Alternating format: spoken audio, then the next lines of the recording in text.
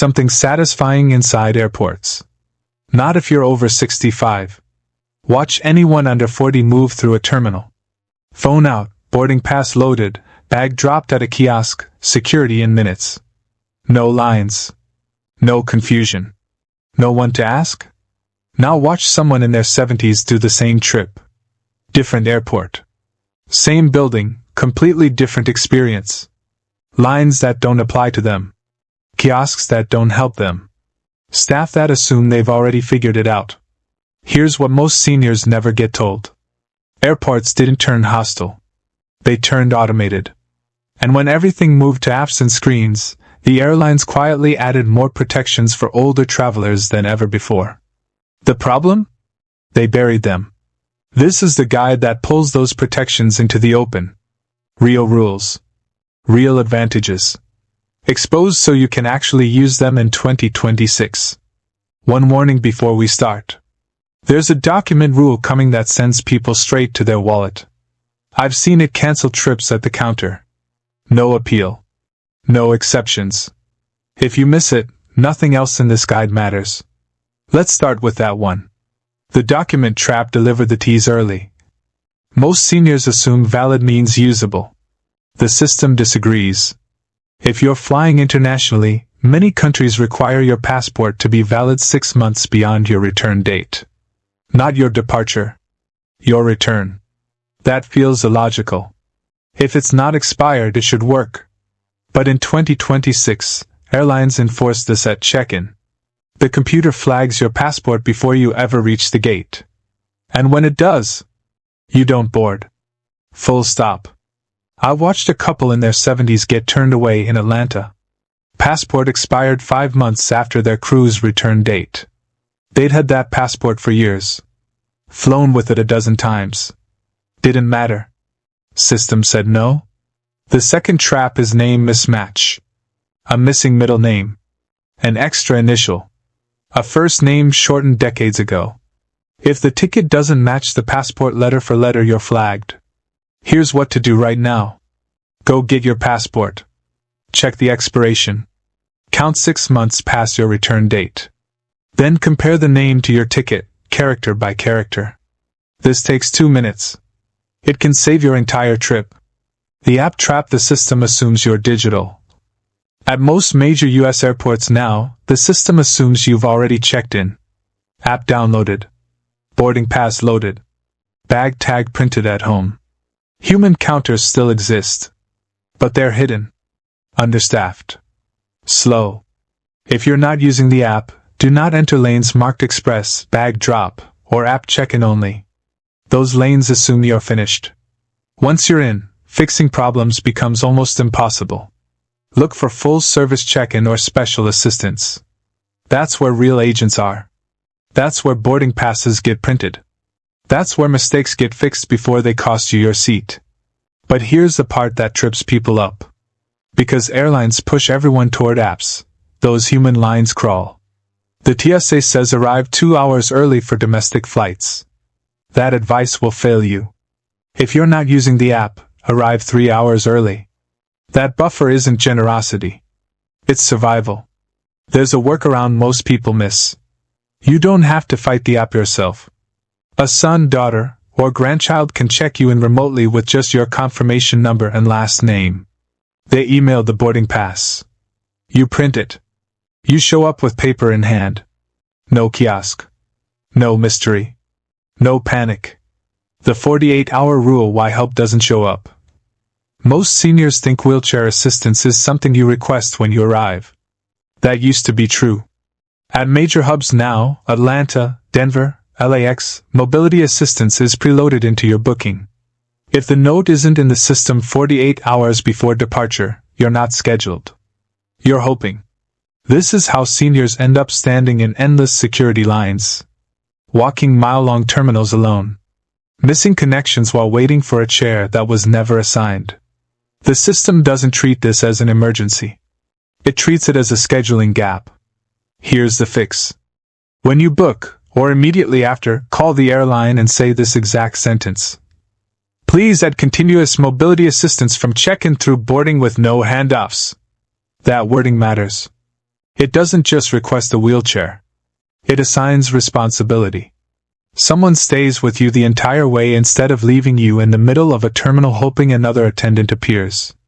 This is not special treatment. Airports are built for speed, not comfort. Using assistance isn't weakness. It's knowing how the system actually works. Security, the part nobody explains. Most travelers assume TSA is the same for everyone. It isn't. Security lines are designed for flow. Stand here. Remove that. Move fast. Listen to instructions shouted across 20 feet of noise. Seniors who try to match that pace make mistakes. Forgotten items in pockets. Missed instructions. Hesitation at the wrong moment. Those mistakes trigger secondary screening. And secondary screening eats time you don't have. Here's what's rarely explained. You are allowed to ask for assistance through security. Not to skip rules. To use them correctly. When you reach the first officer, say this calmly. I need assistance through screening. That single sentence signals you may need more time, guidance, or a gentler pace. Officers can slow the process, walk you step by step, or move you to a lane that fits how you move. Security isn't the place to prove independence. It's the place to protect your energy. Boarding where seniors give up leverage. Most older travelers wait until their group is called. By then, overhead bins are full. Aisles are clogged. Everyone's rushing. Here's what gate agents don't announce clearly. Seniors are usually allowed to pre-board. Not as a favor. As policy. When boarding begins, walk to the agent and say, I need extra time to board. No justification. No explanation. Those 5 words unlock early boarding at most airlines. Pre-boarding means calm aisles. Available overhead space. Time to settle without pressure. Seniors who board late get separated from their bags, rushed into seats, and start the flight already drained. Boarding isn't about pride. It's about positioning.